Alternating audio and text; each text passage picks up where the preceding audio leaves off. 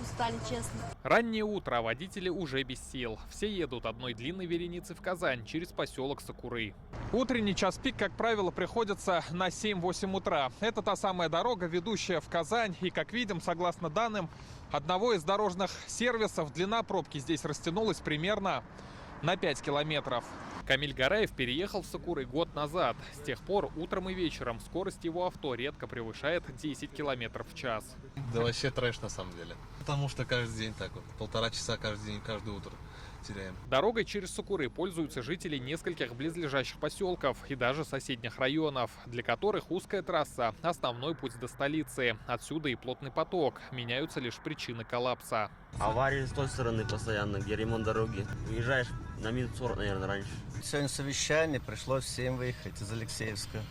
Если выехать позже, практически уже не успеешь. Некоторые предприимчивые водители пытаются объехать затор через заправку. Однако в какой-то момент машинам приходится возвращаться обратно и увеличивать пробку. Сперва ездили как все порядочные люди, так скажем. Вынуждены уже ездить отсюда. Я думаю, что в любом случае, в целом, время было бы то же самое. Несмотря на вот эту дополнительную полосу. Что ж теперь сделаешь? О проблеме водителей в администрации Лаишева знают. Как отметили, район активно застраивается. Вместе с этим увеличивается и нагрузка. Ежедневная интенсивность движения здесь свыше 24 тысяч автомобилей. В 2000-е годы в Сокуровском поселении, а также рядом расположенные поселки, было не так уж много количества улиц и домов. Например, взять поселение в нашем Сокуровском, примерно 10 улиц было. На данный момент, вот на сегодняшний день, около 470 улиц. Да, представляете, какой рост Лаишского района? Помочь разгрузить проблемную артерию должна объездная дорога. Строят 24 километра современной четырехполосной трассы.